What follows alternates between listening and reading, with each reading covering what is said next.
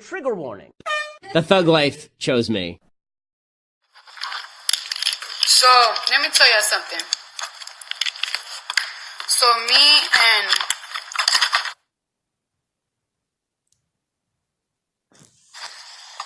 can y'all see me? Did I left?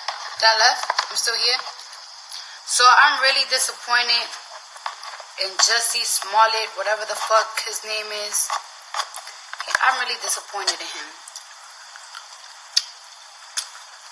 I feel like he fucked up Black History Month, bro. God damn. As you all know already by now, Jussie Smollett incident turned out to be a complete hoax. There was no real evidence for the things he was saying that happened to him. If you don't know what happened, let's start from the beginning. Jussie Smollett is an African-American actor starring in an all-black show, Empire, that is about rap music and the music industry in general. And on the 29th of January, Smollett alleged that he was attacked in Chicago's Streetsville neighborhood in what was initially described as a hate crime. Smollett told the police officers that he was attacked outside of his apartment by two men in ski masks who made racial and homophobic slurs towards him and used their hands, feet, and teeth as weapons in the assault. According to the statement released by Chicago police, the two men then poured bleach on Jussie Smollett and put a rope around his neck. Smollett called the police after 2:30 a.m. When they arrived about 10 minutes later, Smollett had a white rope around his neck. Smollett later told the news that the two attackers were white and said that this is a MAGA country, of course referencing to Donald Trump's election slogan, "Make America Great Again." Now, it's important to know that Chicago is an extremely liberal city, where Trump didn't get even more than 15% in the last election. A lot of Democrats expressed support for Smollett. For example, 2020 presidential candidate Kamala Harris and Cory Booker both described the attack as a modern-day lynching, with both Cory Booker and Kamala Harris urging Congress to pass the federal anti-lynching bill. And now, 2 weeks later, we all know that this story is a total hoax. Chicago police arrested two men that were persons of interest in this case. Both are from Nigeria and were also extras on Smollett's show, Empire. So now it's clear that Smollett knew both of these men and staged this act, probably because he was being written off of the show Empire and was trying to get some publicity. On February 16th, police sources informed multiple news outlets that they now believe that the assault was orchestrated by Smollett himself. He paid two Nigerian men a sum of money to help him stage an assault on him. Because if he did that, he really fucked up, bro. This February, you had so many people standing for you. Like, why would you do that, bro? February, you had so many people standing for you. Like, why would you do that, bro?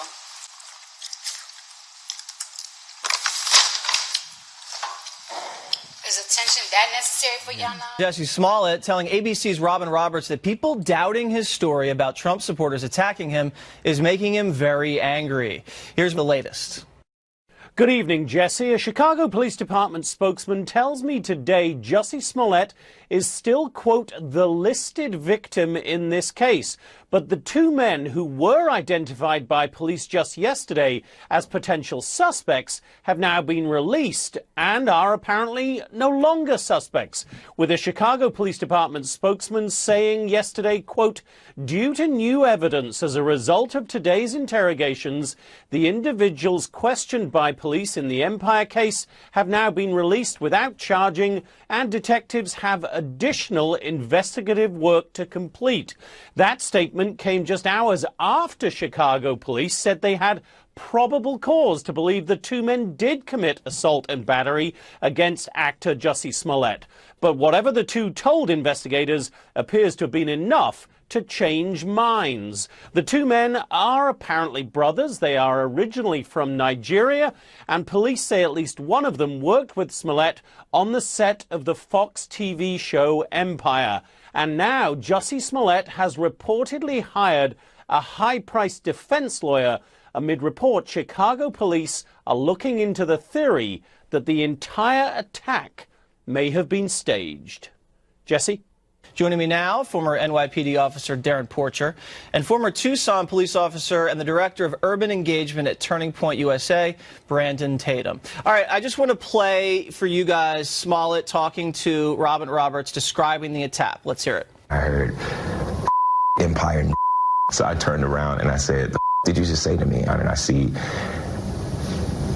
the attacker masked, and he said, this MAGA country punches me right in the face.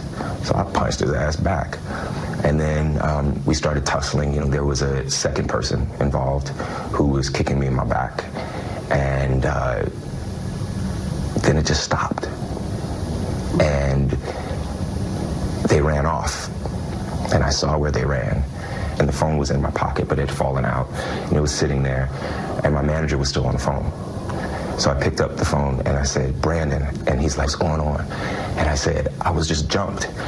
And then I looked down and I see that there's a rope around my neck. Okay. Brandon, why do you think the story makes no sense? I mean, come on now. You talk about in Chicago, negative 20-degree weather, you got some guys, you know, spewing out racial epithets with MAGA hats on saying MAGA country. It makes almost zero sense. And as a former police officer who's done hundreds of investigations of crimes similar to this, his story makes no sense. Inconsistent articulation of what happened. Like, for instance, he says the fight, it just stopped.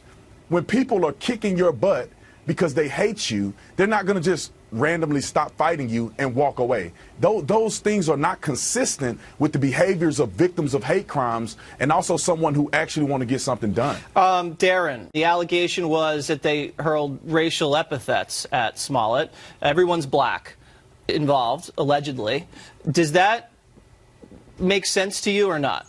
Well, you got to take in consideration when someone is the victim of a crime, it's a horrific experience. And oftentimes they don't see things the way someone that's not the victim of a crime would see it. And coupled with there being an assault. Here, when we look at the statements, he's been somewhat surreptitious in terms of the documentation he introduced in connection with his phone records. Your phone is a very sacred thing. He may not want to introduce his contacts or his communications, or if there's a medical issue, to police. I understand that. But going back to the situation in terms of did this happen, I genuinely believe that a crime did occur. However, it's difficult, and we're still getting through we're still getting through the evidence to determine what in fact did occur. Right, because there clearly were physical injuries involved. Exactly. You mentioned the phone. I want to play you guys tape. This is his explanation about why he has not handed his phone over to investigators, because, you know, the story was that he was on the phone with his manager during the actual attack. Let's listen to what he said. They wanted me to give my phone to the tech for 3 to 4 hours. I'm sorry, but I'm not going to do that. Why? Because I have private pictures and videos and numbers. Brandon, are you sympathetic to that explanation or not? No, it's absolutely ridiculous. Like I said, if I was investigating this crime and I see a person who's been beat up and has been a victim of a hate crime, and you are refusing to give your phone to investigators to find these suspects because of those excuses, I find it not credible at all. It is absolutely ridiculous. I don't believe anything he says, and that was one of the starting points. Darren, what do you think? I mean, I disagree. I mean, I was a lieutenant in the NYPD. I had a detective squad that I commanded, and I can tell you firsthand, oftentimes you will get information that may seem to be all over the place, but the truth of the matter is a credible investigation is going to uncover a lot of this stuff. We don't just have to go with what he introduces. We're going to expand the video. Initially, when this happened, there was a camera that was pointed in the opposite direction. If we didn't get anything there, what we're going to do is we're just going to keep expanding the video so we can see who came to that particular location. We may dump the cell phone tower, but the truth of the matter is it's an amalgamation of different components of material evidence that'll make us gain that assessment as to what happened or what didn't happen. Case in point, the inconsistency, whereas it was a white and then the Make America Great hat, and then there was individuals. Well, you know what, that can't be all on Smollett, because there was a lot of fake news being reported about someone wearing a hat, injuries that were inconsistent. You know, a lot of that goes on the media as well, too. Listen, guys, we got to run, but we definitely, something happened. We know that. And the police, it looks like they're doing a very good job slowly putting this together, and we're going to continue to follow the story as it develops. Thanks, guys.